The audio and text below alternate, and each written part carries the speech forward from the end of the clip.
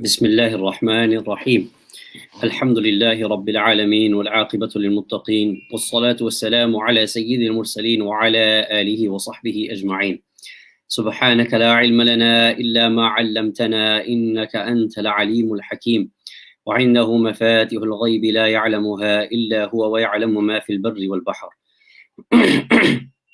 وما تسقط من ورقة إلا يعلمها ولا حبة في ظلمات الأرض ولا رطب ولا يابس إلا في كتاب مبين إن الله وملائكته يصلون على النبي يا أيها الذين آمنوا صلوا عليه وسلموا تسليما اللهم صل على سيدنا محمد وعلى آل سيدنا محمد وأصحاب سيدنا ومولانا محمد وبارك وسلم وصل عليه الصلاة والسلام عليك يا سيدي يا رسول الله وعلى آلك وأصحابك يا سيدي يا حبيب الله الصلاة والسلام عليك يا سيدي يا رسول الله وعلى آلك وأصحابك يا سيدي يا رحمة للعالمين رب اشرح لي صدري ويسر لي أمري واحلل عقدة من لساني يفقه قولي اللهم ربنا زدنا علما آمين Alhamdulillah, we gather once again to continue with our recitation and commentary of the Muqadimah of Imam Ibn al-Jazari rahmatullahi alayhi in the science of Tajweed. Alhamdulillah, we covered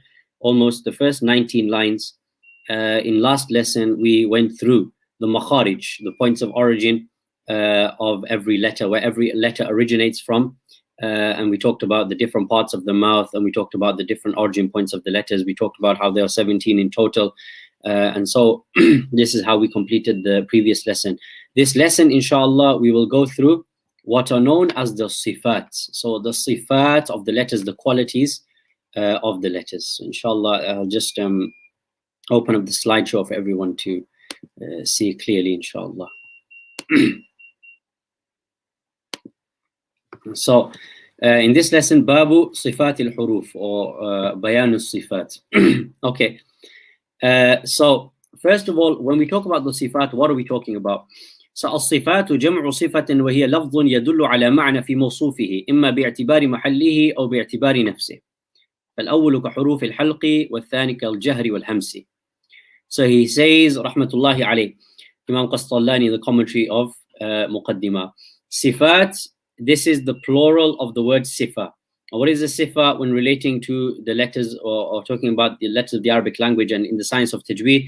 A sifa, in this case, sifa generally is a word which indicates upon a meaning in the object which you are describing. It's an attribute. So a meaning which exists in the object which you are describing. That's what we call a sifa. Now, there's two aspects. Either imma bi'tibari mahallihi or bi'tibari nafsihi.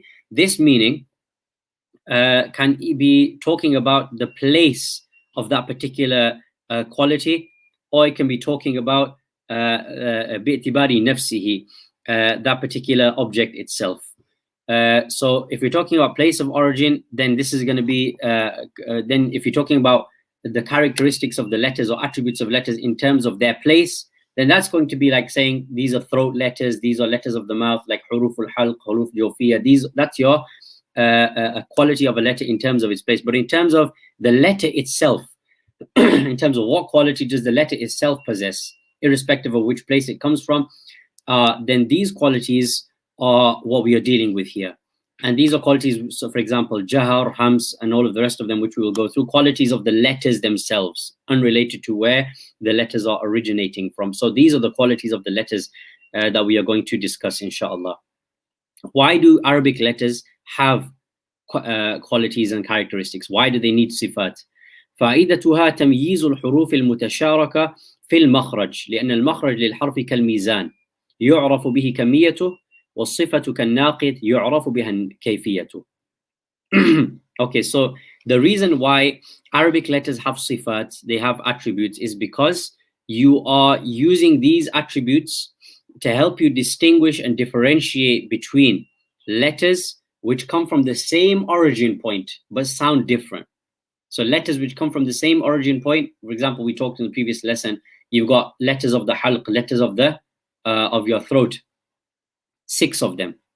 Now, each letter inside of those letters, they have different qualities. And so they may come from, a similar origin point, but what differentiates one letter from the other? It is the quality that that letter possesses. So the makhraj, the origin point of the letter, kal mizan, yu'rafu bihi kamiyatu. The origin point of the letter, that's like the scale by which you recognize the magnitude or the you recognize the what of the letter almost. والصفة كالناقد يعرف بها الكيفية, and the sifa is that by which you know the kayfiyah, the how. So the how is this letter pronounced? The sifa will tell you that. ولولا ذلك لكان الكلام بمنزلة أصوات البهائم التي لها مخرج واحد وصفة واحدة لا تفهم.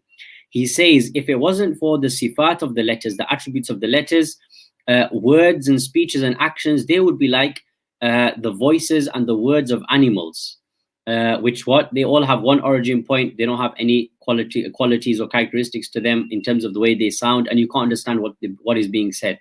This is what from the beauties and the ni'mas of Allah subhanahu wa ta'ala is allamahu al-bayan. Allah has taught us clear, eloquent speech. And so knowing the sifat and of the letters, so we can pronounce them properly and thereby differentiate one word from the other, one meaning from another. This is the benefit of knowing this is the reason why we are studying the sifat. Okay. So Imam Ibn al-Jazari rahmatullahi alayhi mentions all of the sifat in his poem. If you take a look on this diagram in the slideshow here, which is page 38 in your Muqadimah Jazariyah books, the English rendition, this is a breakdown. It is also in the Tuhfatul Atfal. It is all the same detail is in there. If you don't have the Muqaddimah, you can look at it in Tuhfatul Atfal. So this is a breakdown of the sifat. So before we go into the poem and discuss each one, a breakdown of the sifat. The qualities differentiate into two qualities originally. Number one, as-sifat al-lazima. Number two, as-sifat al-arida. Sifat lazima, these are those qualities which are necessary. They do not separate, they're ghair munfak. They don't separate from the letter. So they're always there with the letter. Sifat arida are those characteristics of letters where they are there sometimes, and in other cases they may not be there. Okay, so the sifat lazima then divide into two categories: those which have opposites, al-mutadadda, and ghayru al-mutadadda, those which don't have opposites.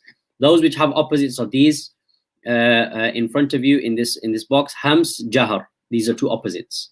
We will deal with all of them inshallah. Shidda, tawassut, and rihawa. Shidda and rihawa opposites. Tawassut is in the middle in between them. Al-isti'lan, istifal. These two are opposites. Itbaq, al-infitah. Idlaq and ismat. And you will understand how they are opposites when we go through them. If you have letters which belong to one category, like hams, for example, you will find that the remaining letters will belong to jahar. So, for example, if you have one particular letter belonging to the first category, you will not find it in the second category because they are opposites. So this is what it means by as-sifat al-lazima al-mutadada. Then you have ghayr mutadada, those which don't have opposites. So you've got as-safir, al-qalqala, lean, inhiraf, takrir, tafashi, istitala. These 7. Some commentators have mentioned another 2. They have mentioned khufya, and they have mentioned the mud. However, this is not agreed upon, so we will deal with these 7 inshallah in today's lesson. So this is a breakdown of the sifat. So we inshallah will go through as much as we can today. We hope to complete all of the sifat lazima and from the mutadada and ghair mutadada, those that have opposites and those that don't have opposites. Okay, so we come to then the permanent attributes which have opposites. This is page 39 in the English rendition. So there are 5 sifat that have opposites to them.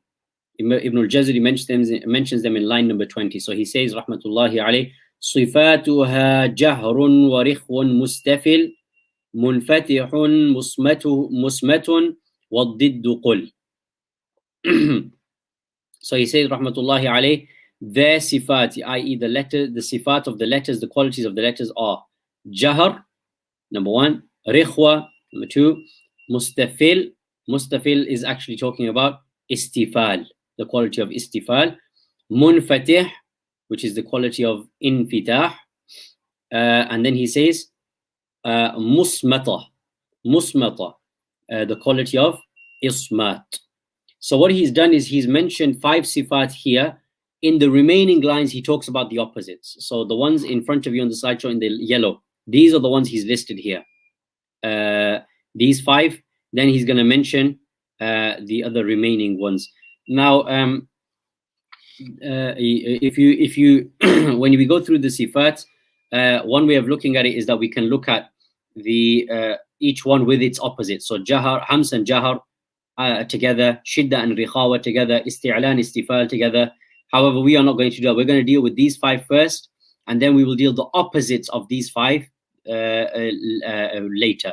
So these 5 are what we're going to deal with first, inshallah. And the reason why he's ordered it in this way is to make his poem rhyme and to be balanced upon the scale that he has chosen for the poem. So we're going to discuss these 5 first, inshallah.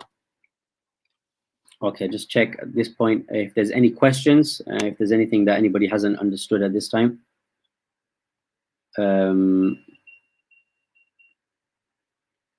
Okay, I've enlarged the slide as they were enlarged before. That's as large as I can get them. So I hope you can see that, inshallah. If there's any detail on the slides that's not clear, please just ask and I will clarify that, inshallah. Okay, I assume everything's clear, inshallah. So we'll move back to the slideshow. Okay, so here we go. The first sifa which he mentions. So he says, Sifatuha jahrun. So the first sifa he mentions is jahar. First sifa he mentions is jahar.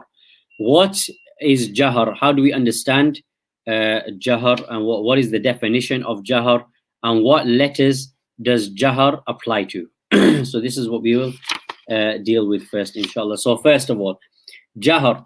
This is the stoppage of the breath at the makhraj, to the extent that the vibrations of the air struggling can be felt in the throat using the fingertips.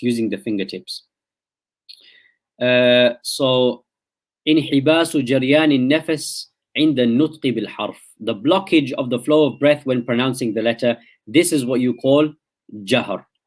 Blockage of the flow of the breath. And when you the letters of jahar, because this is the opposite of hams, the hams letters are the ones that will not have this quality. Every other letter will have the quality of jahar, which are listed at the bottom. But inshallah, we will deal with that.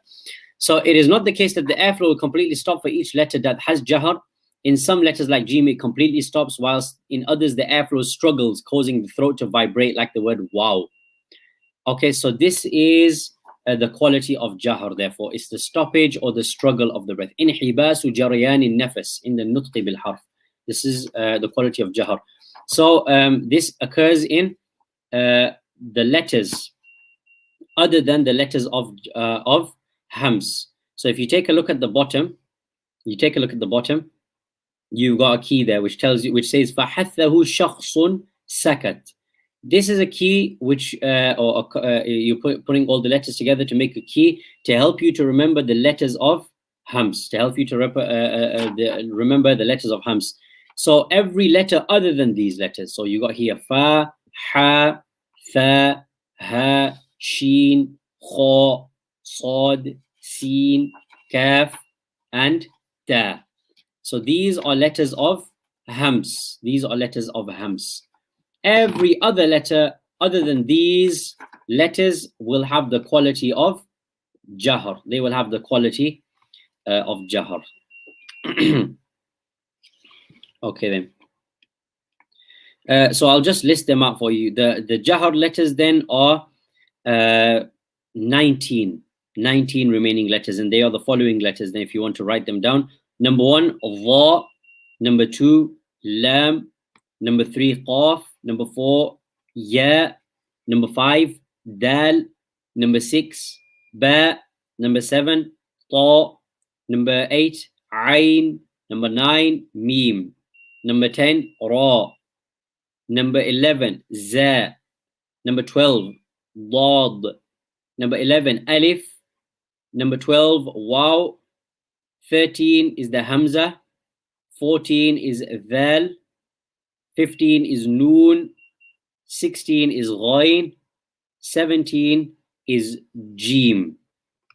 Should be 19. I think I've messed up the count there, so we'll go through them again. Dha is number 1, lam is number 2, qaf is number 3, ya is number 4, dal is number 5, ba is number 6, ta is number 7, ain is number 8, mim is number 9, ra is number 10, then 11 is za, 12 is dad, 13 is alif, 14 is waw, 15 is hamza, 16 is dhal, 17 is noon, 18 is ghain, and 19 is jim. There we go. We've got the count right that time. So they are all 19 letters. Has everybody got that? Has everybody got that, or does it need to be repeated?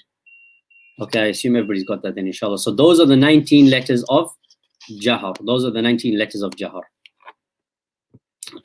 Okay, so jahar wal jahru lughatan al-i'lanu wa shiddatu as-sawt. Linguistically, jahar is and it means to be loud. It means to raise something, to announce something, or to have a loud voice. وسميت بذلك لمنع النفس أن يجري معها. It's called jahar. It's called it's given this title of jahar, this quality, because the لمنع النفس, the struggle of the breath, or the prevention of the breath from flowing with the pronunciation of the letter. So this is what we call jahar. So if you pronounce the letters, for example, let's take a few examples. Qaf, qaf. When you say the qa letter, you can feel in your throat the vibration of the air, the struggle of the air. Another example, ta, ta. When you pronounce ta, again, you can feel that vibration of the air because it's struggling to pass through. Or we give another example, za, za, za. You can feel again the vibration using the fingertips. It's almost as if the air is being blocked. This is what we call jahar, therefore. Okay, so this is the first quality which we're dealing with, which is the quality of jahar. Okay, we come now then to rihawa. So jahar, its opposite is hams. We are going to deal with hams after we've dealt with these first 5. So number 2 is rihawa. Rihawa is the opposite of the characteristic of shidda. Rihawa is the opposite of shidda. So what is rihawa? What is rihawa? Rihawa is جريان الصوت عند النطق بالحرف. جريان الصوت عند النطق بالحرف. So it is the flowing of the sound whilst you pronounce the letter. It is flowing of the sound whilst you pronounce the letter. So the sound continues. The breath may struggle, but the sound continues. Okay, now all letters have rihawa except for the 13 letters which are on the slide in front of you, which put together in the key ajid, qatin, bakat, and lin umar. Okay, ajid, qatin, bakat. So alif, jim, dal, qaf, ta, ba, kaf, and ta. These letters are the letters of shidda. These are the letters of shidda. And lin umar, lam, noon, ayn, mim, ra. These are the letters of tawassut. These are the letters of tawassut. So exclude those, and which are 13 letters. Remaining, you have 16 letters, and those 16 letters are the letters of rihawa. What are those letters? We'll list all of them. Number 1, ha, ha. Number 2, sin. Number 3, kha. Number 4, dha. Number 5, sheen. Number 6, sad. Number 7, ha. Number 8, za. Number 9, waw. Number 10, dad. Number 11, ghain. Number 12, tha. Number 13, ya. Number 14, alif.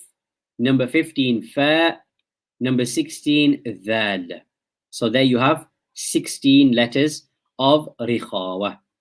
So when we apply this rule of rihawa, let's give an example. For example, let's take the letter ha, ha. When you pronounce ha, ha, you can feel the sound continues. There's no difficulty in the continuation of the sound, When you say ha, however, you can almost feel the strangling in the throat. So the breath may struggle. However, ha, the sound flows without any difficulty. This is what we call rihawa.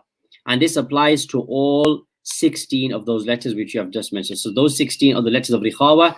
Then you've got ajid, qatin, bakat. These are the letters of shiddah. And you've got lin, umar, lam, nun, ayn, mim, ra. These are the letters of tawassut, which are the opposite of rihawa. Okay, so that is the second sifa. So we've got jahar, whose opposite was hams. You got rihawa, its opposite is shidda, and then tawassut. We're coming to number 3 now. Number 3, al-istifal. Number 3, al-istifal. Okay then. Istifal, this is what? This is the lowering of the back of the tongue to produce an empty sound. انخفاض اللسان إلى قاع الفم عند النطق بحروفه. Okay, so it's the lowering of the lowering of the tongue. Istifal literally means what? انحطاط. It means to lower. سميت بذلك لأن اللسان إذا نطق بها انحط عن الحنك. It's called the letter of istifal, i.e. the letters of lowering. Why? Because لأن اللسان إذا نطق بها انحط عن الحنك. When you pronounce these letters, the tongue goes down, does not touch the hanak. And remember the hanak from the previous lesson, the hanak is the upper palate. The tongue goes down towards the bottom of your mouth. It does not touch the hanak. Because of that, we call this the istifal letter, the sounds of lowering, which the letters which are pronounced by lowering the tongue. So these are the letters of istifal. Okay, what are the letters of istifal then?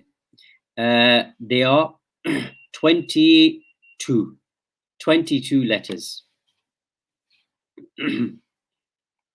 Okay, what are they then? Number 1, hamza. Number 2, ha. Number 3, alif. Number 4, ayn. Number 5, ha. Number 6, kaf. Number 7, jim. Number 8, sheen. Number 9, ya. Number 10, lam. Number 11, noon. Number 12, ra. Number 13, dal. Number 14, ta. Number 15, dhal. Number 16, tha. Number 17, sin. Number 18, za. Number 19, fa. Number 20, ba. Number 21, mim. And number 22 is waw. So those are your 22 letters of istifal. 22 letters of istifal. Okay. So for example, how does this work? Let's take an example. We'll take the example of ayn. We take an example of ayn, or in fact we can take another example.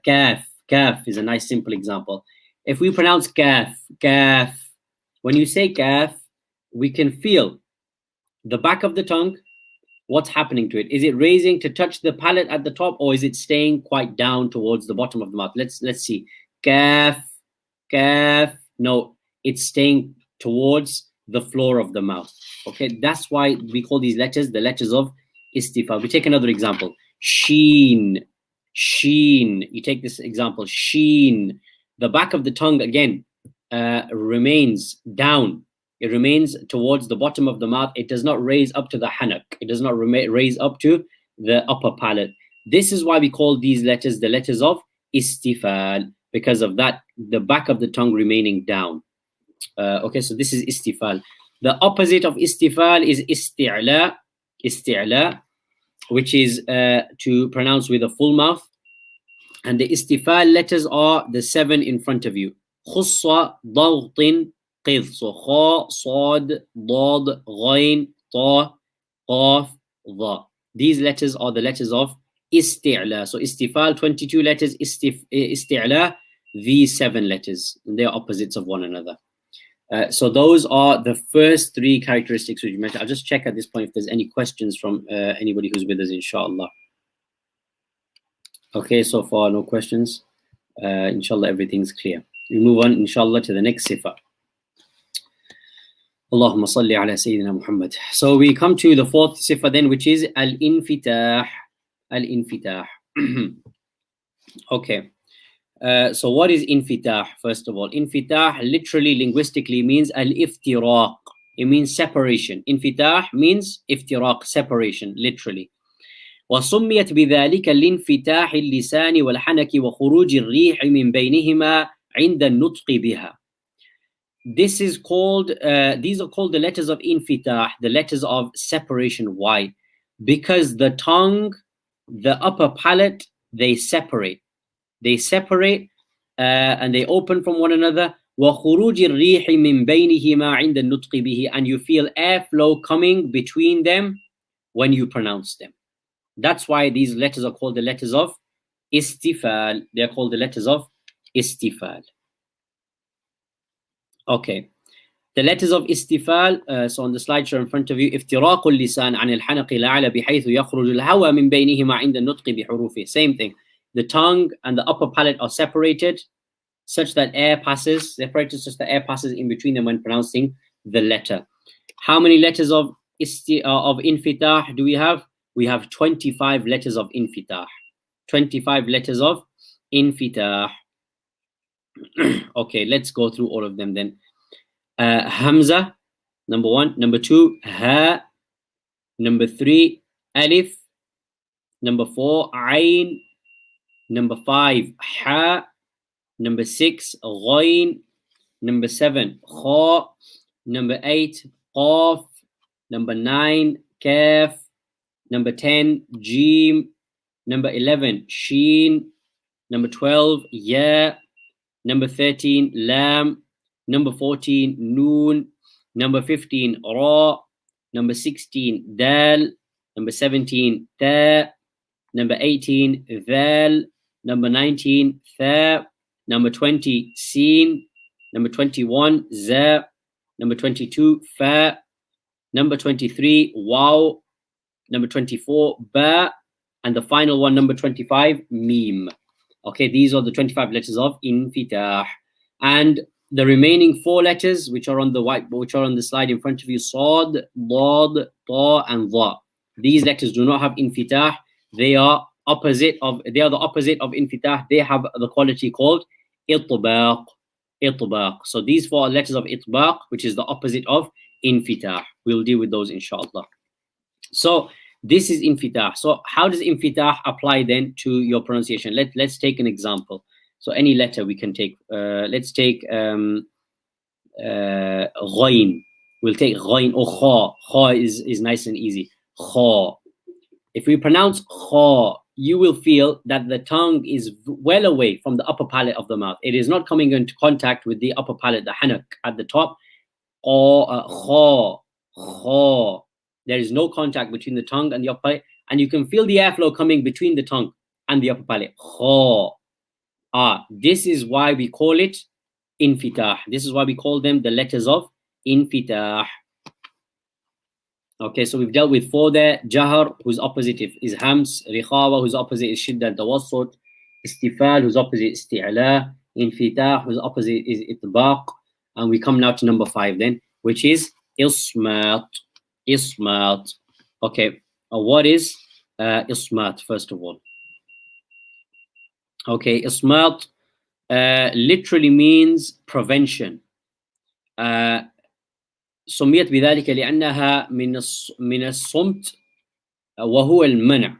It is called ismat because it's from the word sumt, which is mana', which means prevention. Ismat, if you follow the whiteboard or the slideshow, ismat literally means prevention. And Ibn Yalusha, who's a commentator of the Muqadimah of Jazariyah, he describes that the reason why is that all letters except the above 6, fa, ra, mim, noon, lam, and ba, they are all called musmata, prevented letters. Why are they called the prevented letters?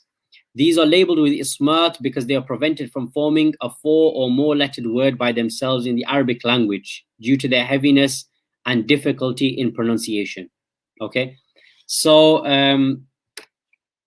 every letter other than these 6 letters, above, every other letter, and we'll go through all of them one by one, they are called the letters of ismat. Why? Because they are letters of heavy letters, And you can't find an Arabic word of 4 letters or more formed without having at least one of these 6 letters in there, because a word which is formed without any of these 6 letters becomes very heavy and difficult in pronunciation. So you need to add one of these letters, the 6 letters there, in order to make it lighter on the tongue to pronounce. So Imam Qastalani explains it in his kitab here in the commentary in a similar way.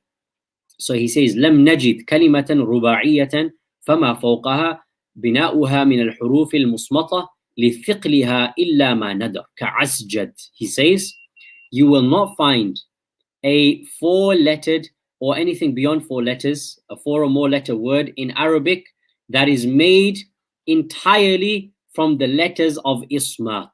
That is made entirely from the letters of ismat, i.e. every letter excluding these 6. Why? لثقلها, because it becomes very difficult to pronounce. إلا ما ندر, except in very rare cases like the word asjad, for example. Okay, so every word that you find will have one of these 6 letters in there. Okay, so what are the letters of ismat then?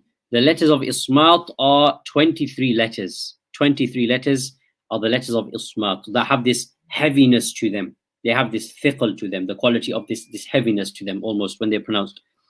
Okay, let's go through all 23. Number 1, the hamza. Number 2, ha. Number 3, alif. Number 4, ayn. Number 5, ha. Number 6, kha. Number 7, ghayn. Number 8, qaf. Number 9, kaf. Number 10, jim. Number 11, sheen. Number 12, ya. Number 13, dad. Number 14, ta. Number 15, dal. Number 16, ta. Number 17, dha. Number 18, fa. Number 19, dhal. Number 20, sad. Number 21, sin. Number 22, za. Number 23, wow. Okay, there are your 23 letters, which are the letters of ismat, which have that heaviness to them. They have the heaviness to them. So if you form a letter from these letters, these 23 letters, try to form any word from these 23 letters, it becomes very heavy and difficult in pronunciation. So that's why Arabic words of 4 letters or more always have one of these 6 letters in them, these 6 letters. And these 6 letters are the letters of what? Idlaq. These 6 letters are the letters of idlaq, which is the opposite of ismat. So it's 23 letters of ismat, which have the heaviness to them. And then you've got 6 letters here, which are the letters of idlaq, which is the opposite of ismat, which is the opposite of ismat. Okay, so these are the 5 original sifat that we're going to deal with. We are now going to deal with their opposites, inshallah. Just check if at this point if there's any questions or everything's understood. Okay, alhamdulillah, it seems that everything is understood. We don't have any questions. Inshallah, we will move on to the next part. Allahumma salli ala Sayyidina Muhammadin wa barik wa sallim wa salli alayhi. Okay, so that was ismat. We come now to the opposites, inshallah.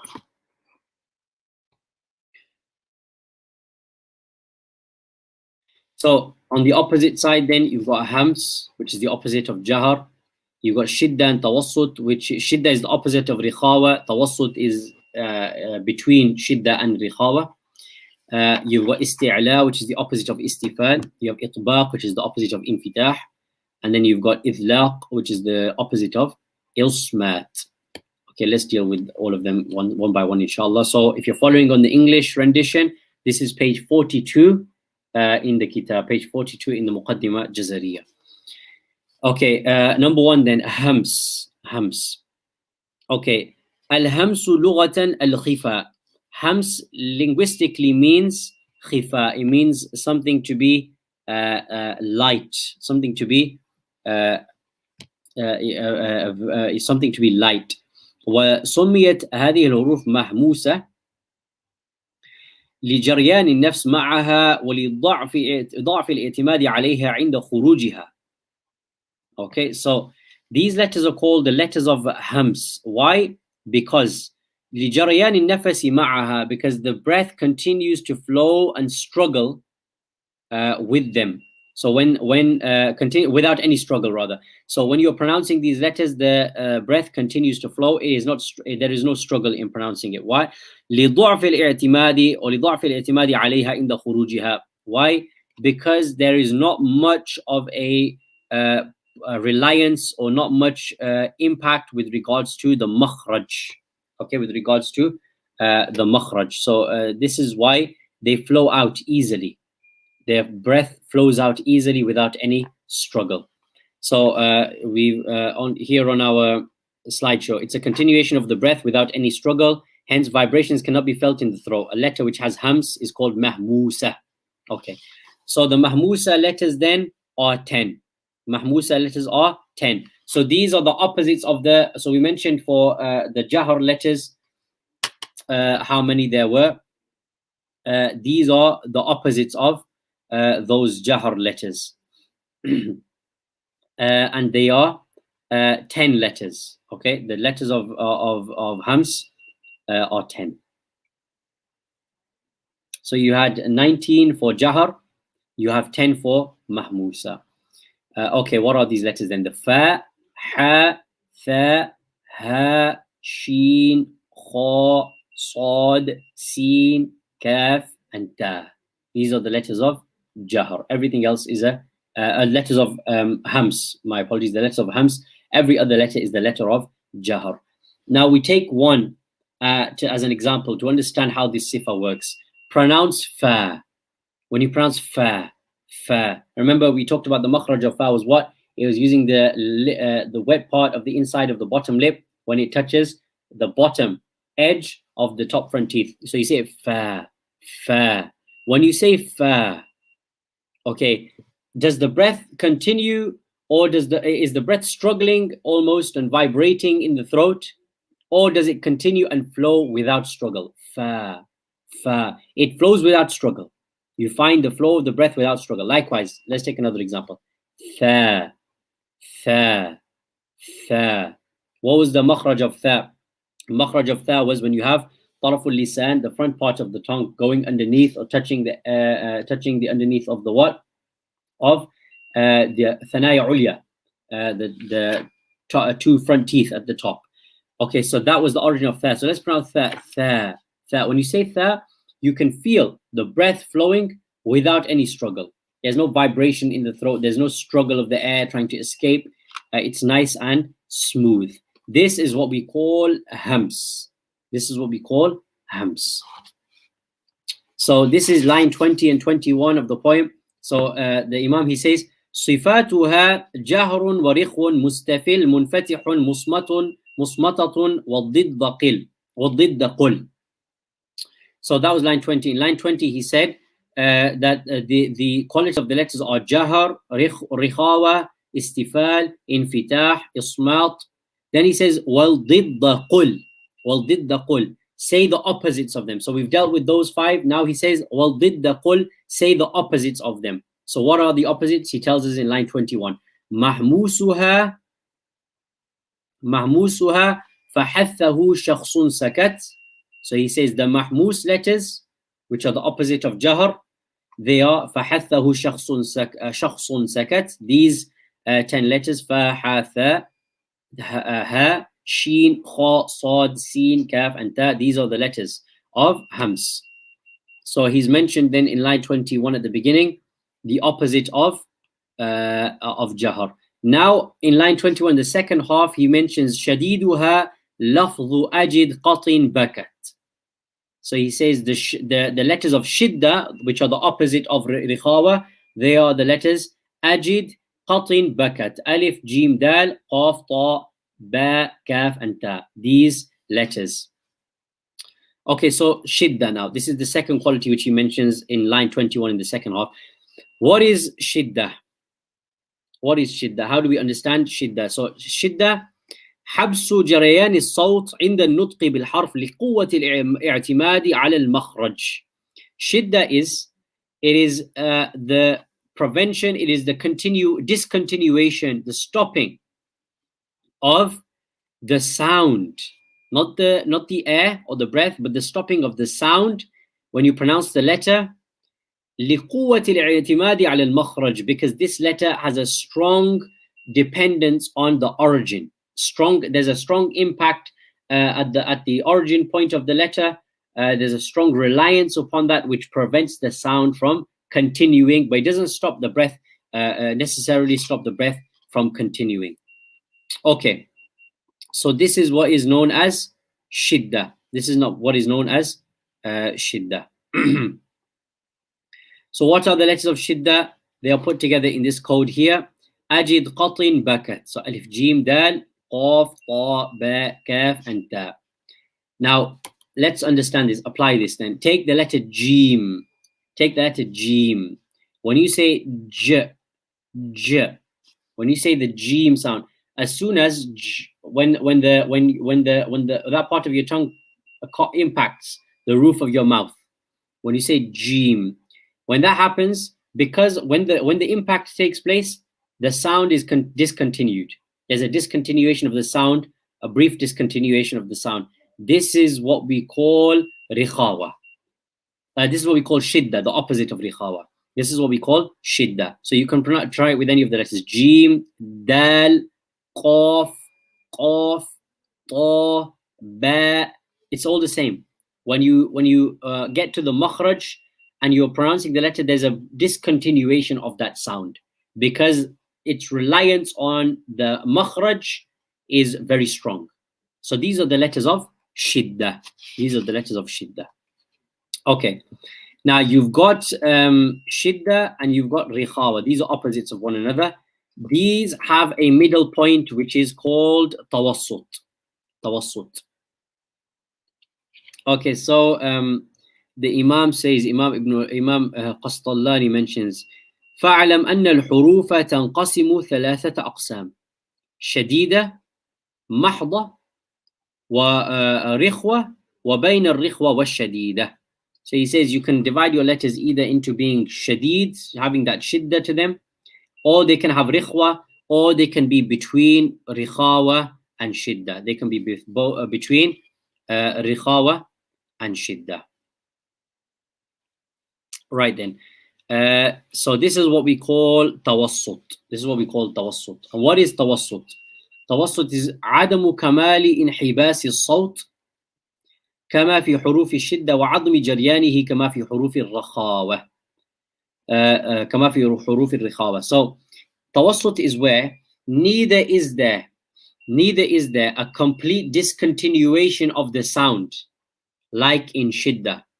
Neither is there a complete discontinuation of the sound, and neither is there a complete flowing of the sound like there was in rihawa.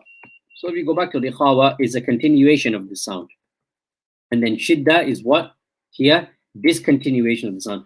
Tawassut is where there is neither a continuation of the sound entirely, neither is there a discontinuation of the sound entirely. It is somewhere in between. It is somewhere in between.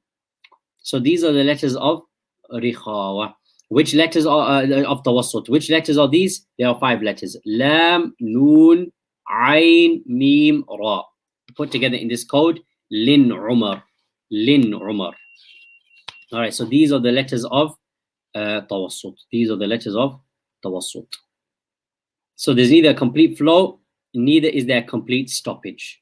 Let's have a look at the example. So let's look at lam. Lam. When you say lam or you say ain, for example, ain, it's not as smooth flowing as fa, which flowed with ease. Neither is there such a discontinuation of the sound as there is in, for example, jim.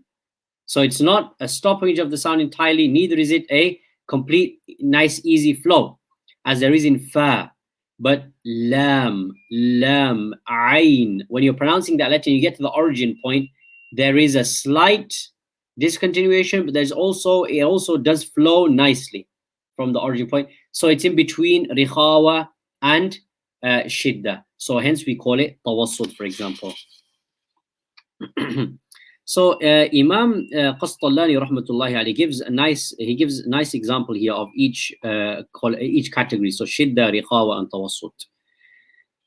So for example, he says سميت بذلك لجريان بعض الصوت معه وحبس بعضه. So he says the letters of tawassut are called tawassut. Why? Because there's some flow of the sound and there is a prevention of some of it. Okay? So he says إذا نطقته بنحو إجلس وافرش.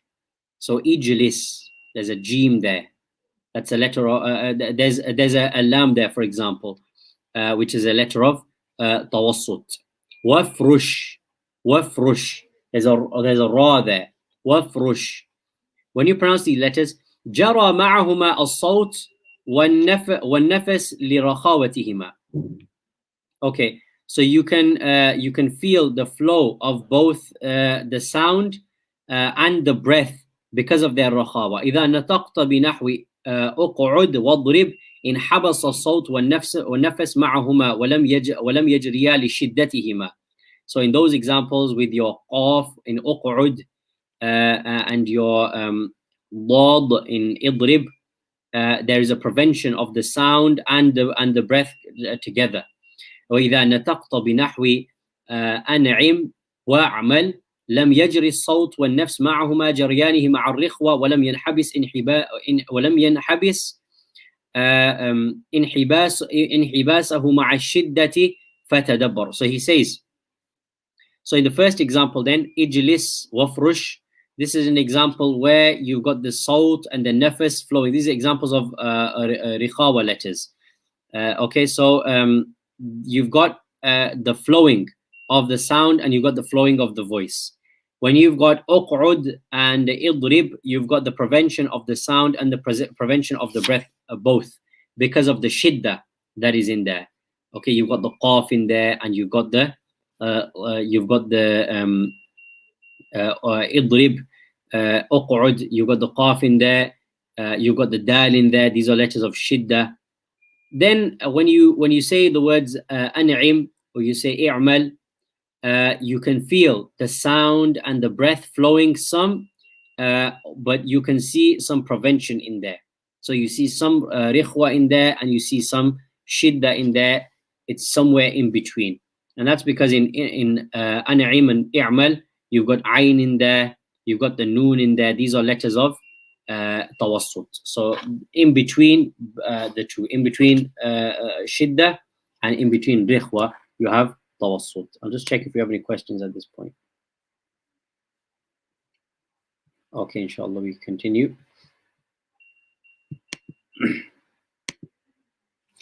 Okay, so rihawa and shidda and tawassut. We come to the next one then. If you want to know where this is in the poem, you look at line 21. So he says shadiduha lafdhu ajid qatin bakat.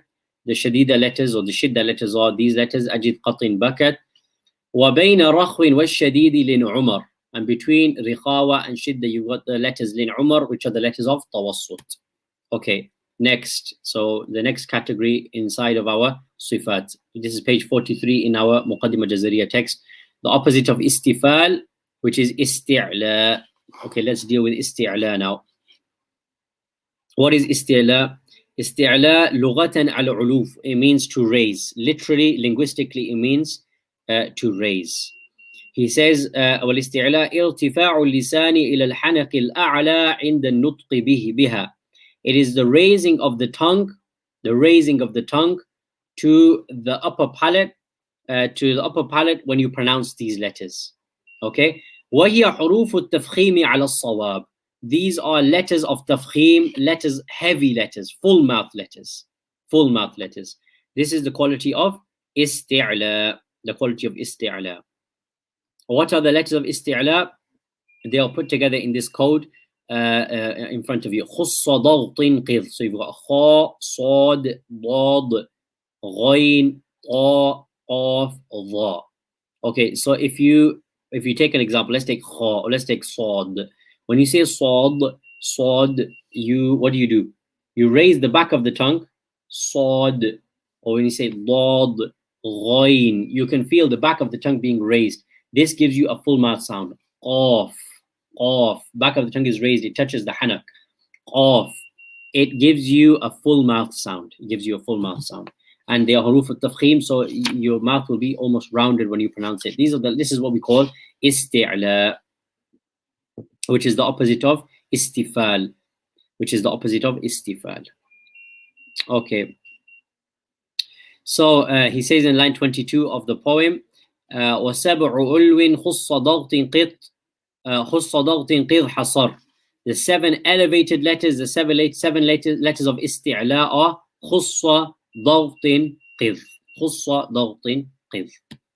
Okay, we move on then to the next category, which is the second to last sifa we're going to discuss from this category, which is what?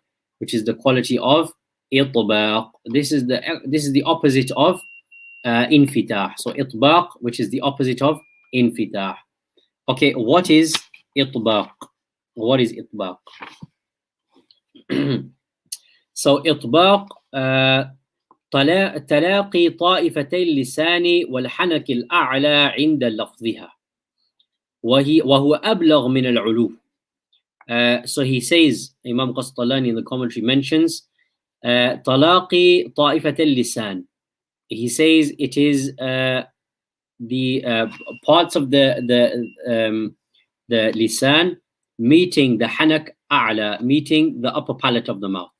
So you feel the parts of the tongue, almost the 2 sides of the tongue, meeting the upper palate when you pronounce the letter.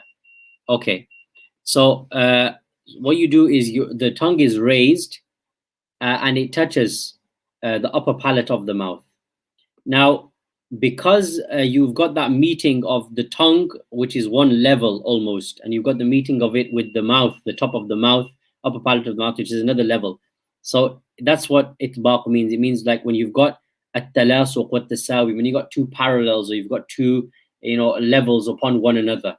So because when you pronounce the letters, the tongue and the mouth form that sort of we call this quality the quality of itbaq. So let's give an example. These are 4 letters now. Sad, Dad, Ta, Dha. And if we take a look at Ta, for example, let's pronounce Ta. So you pronounce Ta.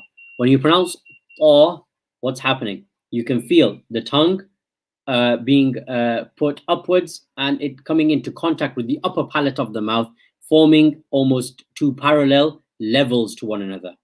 Tabaqas, levels to one another. Okay, so it's the meaning of the lisan and the hanak a'la, the tongue and the upper palate of the mouth. So this is itbaq. So Imam ibn al-Jazari in line 23 he says وَصَادُ ضَادٌ طَاءُ ضَاءٌ مُطْبَقَةٌ. Sad, Dad, Ta, Dha, letters, mutbaqa letters, i.e. they are letters of itbaq. Okay, we come now to our final category of these sifat, which are the mutadaddah, those sifat which have opposites, which is idlaq, which is the quality of idlaq. Okay, let's deal with the quality of idlaq then. So first of all, idlaq. This is سميت بذلك لخروجها من ذلق اللسان والشفة وهي طرفاهما. Okay, why is this called idlaq? It's called idlaq because these letters come from ذلق اللسان.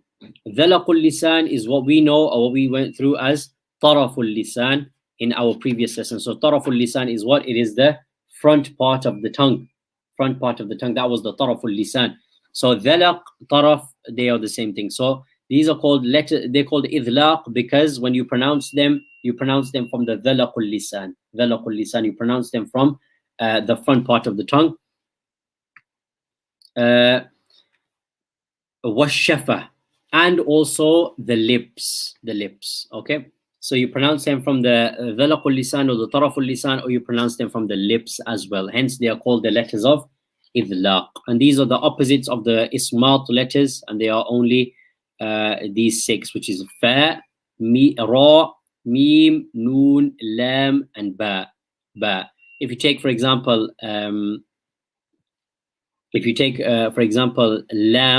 lam, what's happening with lam? you feel, first of all, opening of the mouth, and secondly, you can feel the tongue, taraf of the lisan, dhanaq of the lisan, front part of the tongue coming forward, and for the pronunciation, and the sound is coming from there. Dhalaqul lisan. So lam. So this is the quality of idlaq. So Imam Ibn al-Jazari rahmatullahi alayhi writes in line 23, وَفِرَّ مِن لُبِّ الْحُرُوفِ الْمُذْلَقَةِ. And the letters fa, ra, mim, noon, lam, ba, these are the huruf mudlaqa, i.e. they are letters of idlaq. Okay, with that then we've dealt with all of our sifat which are mutadadda. These are all of the sifat which have opposites to them, I'll just check at this point if we have any questions, inshallah, before we move on to the next category. No, alhamdulillah, everything seems to be clear then. Okay, we've got another question, we've got another section to go through, inshallah, before we finish, which is our final section. Okay, so we finished with the sifat mutadadda. These are the sifat ghayr mutadadda. In other words, these are those sifat اختصت ببعض الحروف دون بعض. These are those qualities which are specific with certain letters rather than other letters. Okay, so these are specific to particular letters without considering other letters. So it's not the case like the previous letters. If letters fell into the category of hams, they did not fall into the category of jahar.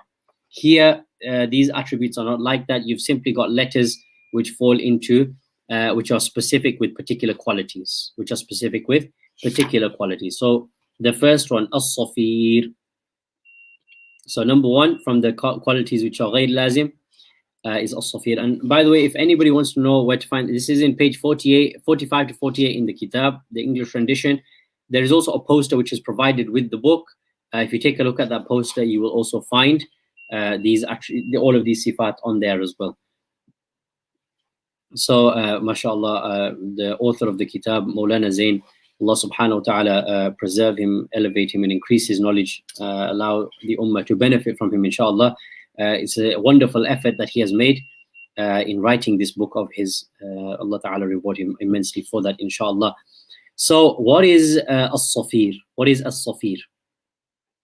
So as-safir is what is صوت زائد من بين الشفتين يصحب الصاد وأخواتها عند خروجها. So he says safir is an extra sound which comes from between the lips, which accompanies sad, za, and sin when they are pronounced. Okay, so it's an extra sound which accompanies these letters when they are pronounced, which comes between the lips. For our intents and purposes, we can understand this as a whistling sound. So it's a whistle sound which is created by the positioning of the tip of the tongue and the teeth, creating a narrow gap for the air to flow. For example, when you say sin, za, sad, when you position the tip of the tongue at the front, sad, that whistling sound that escapes from between the lips, this is what we call safir. The extra sound which is pronounced from bringing the lips together when pronouncing these letters. This is what we call safir. It is that whistling sound. That's how we understand it. So that's the sifa which is specific to sad, za, and sin. We come now to the next quality, qalqala. Qalqala is a what? Qalqala is almost an echo. It's almost an echo when pronouncing this letter, when pronouncing the letter. So وسميت بذلك لأنها إذا سكنت ضعفت فاشتبهت بغيرها فيحتاج إلى ظهور صوت يشبه النبرة حال سكونها في الوقت وغيرها. Okay, so basically, when these letters are given a sukun, they become weaker. So, for example, like letter qaf. If you add the alif to the qaf, leave the echo out of your minds for a moment. If you add alif to a qaf and put sukun on the qaf, what are you going to say? You're going to say ak, ak. That's it, and it stops there. So the sound becomes weak. فاشتبهت بغيرها, so it sounds similar to something else. فيحتاج إلى ظهور صوت. So you need, therefore, an extra sound or echo, if you like, in order to give it to give it its prominence, in order to give it its prominence so that it can be pronounced properly. وإلى زيادة إتمام النطق بها فلذلك الصوت في سكونها أبين منه في حركتها وفي الوقت أمكن. Okay, so that's why you need, because of that, the problem when you put the sukun on them, the sound becomes what? Weaker. You need to add that extra sound to complete the pronunciation of them. That's why you bounce these letters or you echo them. So these are the letters of qalqala, qalqala, the letters of echo. So you've got qaf, ta, ba, jim, and dal. 3 letters in the first word, 2 letters in the second, and you mix the key. Qutbu jaddin, qutbu jaddin. So qaf, ta, ba, jim, and dal. Okay. Allahumma salli ala Sayyidina Muhammadin wa barik wa sallim wa salli alayhi. Okay, just an extra point which we can mention here, which is that the qalqala has 3 levels. Qalqala has 3 levels. You have qalqala sughra, you have qalqala kubra, okay, and then you have qalqala akbar. Okay, these are the 3, or we can say qalqala sughra, we can say qalqala wusta, and then we can say qalqala kubra. Okay, so these are the 3 levels of qalqala. So what is qalqala sughra? Qalqala sughra is when you have the letter of qalqala appearing with a sakin, So for example, alif with a fatha and then on a qaf. So aqo, aqo. This is called qalqala sughra, where it's got a sukun. It's called qalqala sughra. Why? Because the echo on the letter will be the least out of the 3 levels. So aqo, aqo. It will not echo much. Then you've got qalqala wusta, qalqala wusta, and this is when you've got a sakin qalqala letter appearing, but it's at the end of a word. It's not in the middle of a word. So the first one, sughra, was when it was in the middle of a word. Wusta is when you had it at the end of a word. Now, because it's at the end of the word, the echo will be increased. For example, lam yalid, lam yalid. So because the dal is at the end now, it requires a bit more echo and inflection. Then you got what we call qalqala kubra, and qalqala kubra is what? This is the largest form of qalqala, and this is when you have the letter appearing with the shadda at the end of a word. Okay, so the letter's got a shadda at the end of the word. However, it becomes sakin due to waqf. So for example, قُلِ اللَّهُ يَهْدِي لِلْحَقِّ, لِلْحَقِّ. So the word لِلْحَقِّ, the qaf there is actually mushaddad and it has a kasra on it. It's haqqi. But when you perform waqf there and you stop there, you say لِلْحَقِّ. And this is called qalqala kubra, which is the largest form of qalqala. And the echo on this letter will be bigger than the previous 2. So these are your 3 levels of qalqala. Okay, so that's number 2 from these. Number 3, you've got lean. You've got lean. What is lean? Lean is very simple. It is simply pronouncing a letter from its makhraj with ease without moving the tongue. It's 2 letters. Wow, yeah. Wow, yeah. They are nice, easy flowing letters. No trouble with the of the moving of the tongue. Wow, yeah, it's nice and easy. Next, you've got inhiraf. Inhiraf. Okay, so what are the letters of inhiraf? They are those letters. It is the deviation. So inhiraf, that's the meaning of inhiraf. It means when there's inhiraf, or it means deviation. Deviation. Why is it called that? فيه انحراف إلى ظهر اللسان وميل قليل إلى جهة اللام. Okay, so basically in these letters, لأن اللام فيها انحراف إلى طرف اللسان والراء فيها انحراف إلى ظهر اللسان وميل قليل إلى جهة اللام. So basically, when you are pronouncing these letters, lam and ra, when you pronounce the lam, فيها انحراف إلى طرف اللسان. When you pronounce the lam, there's a deviation of the air, moving of the air to the sides of the tongue, the taraf of the lisan, when you pronounce the lam. And then when you pronounce the ra, there's a deviation of the air towards the dhahrul lisan, or towards the direction of the origin point of the lam. So because of that deviation of that, for example, lam, lam, you will feel almost that deviation of the air. You'll feel the deviation of the air towards the direction of towards the direction of the طرف اللسان for the lam. And if it's the ra, when you pronounce the ra, you can almost feel the inhiraf towards the ظهر اللسان, and almost moving towards the lam, the origin point of the lam. So this is why it's called inhiraf, because of that deviation of the air. Lam, ra. Takrir, takrir. Okay, this is a very interesting one. This is the repetition that occurs in the letter ra due to the buildup of air pressure. So for example, when you pronounce ra, when that tongue impacts the top, almost, you say ra, ra. It's that almost r at the beginning of it. That's what we're talking about. The important point to note here is, however, is that we are not allowed to neither, and it is completely incorrect for us to do a repetition of that sound with our tongue. So to say ra, ra, this is incorrect. Okay. تكريره لحن فيجب التحفظ عنه لابد. So repeating, doing that with your tongue, ra, this is a mistake, okay? And it's necessary to avoid that. So how do we do that? So the Imam explains. So Makki ibn Abi Talib, one of the great Imams of Qira'ah, he mentions, لا بد في القراءة من إخفاء التكرير. When you're doing Qira'ah and you're pronouncing the ra, there must be إخفاء of takrir. يعني there must be almost a light repetition of the tongue. وواجب على القارئ أن يخفي تكريره ولا يظهره. So it is necessary upon the qari to do what? To do khifa of the takrir and to not do idhar of it. So you should hide the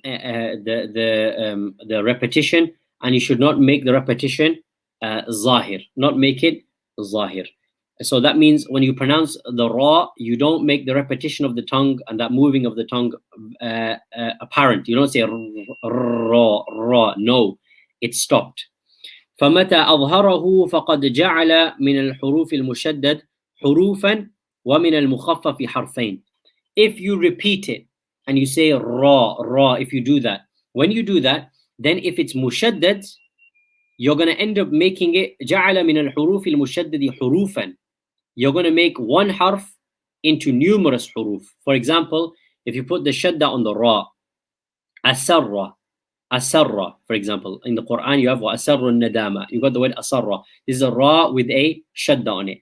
If I say asarra without that repetition of the tongue, it's one ra. If I say asarra, that's numerous ras. So the mushaddad becomes numerous letters if you do this. And a mukhaffaf letter, if the ra has a sukoon, it becomes two letters. For example, we take an example of a ra with a shadda on it. We can take any example. Allahumma salli ala Sayyidina Muhammad. So irham, you got the word irham. Okay. If you say irham without takrir, you just say irham. Okay, what happens? You're pronouncing one ra. If you repeat it, you say irham, irham, ir. It's almost as you're pronouncing two ras. So the mushaddad becomes numerous, and the mukhaffaf or the sakin ra becomes two ras. That's what happens when you repeat that repetition of the ra. So that is incorrect, and it is impermissible to do that. How do we avoid that? طريق السلامة منه أن يلصق اللافظ به ظهر لسانه بأعلى حنكه لصقا محكما مرة واحدة. The way you avoid that when you're pronouncing the ra is you attach your surface of your tongue, ظهر اللسان, you attach that to the upper hanak, to the upper palate of your mouth, لصقا محكما مرة واحدة. You attach it properly just the one time. Slowly and properly attach the tongue to the hanak a'la once. Ra, ra, ra. That's it. So touch it properly and then that's it. Leave it there. Ra, ra, and that's it. You will avoid saying ra if you do that. You just attach it once properly and then bring it down again. This is how you avoid. وَمَتَى ارْتَعَدَ حَدَّثَ مِنْ كُلِّ مَرَّةٍ را. So this is how to avoid your and the repetition of the ra, doing unnecessary takreer of the ra, and how to pronounce the ra correctly. Okay, so this is what we call takreer. So that takreer happens how many times? إعادة شيء وأقله مرة. أقله مرة. It's just that one repetition, ra, the initial one. That's it, no more than that. This is takreer. We come now to the final characteristic which we're going to deal with here, which is istitala. We've gone slightly over time, but inshallah we've got two left, tafashi and istitala. So tafashi, what is tafashi?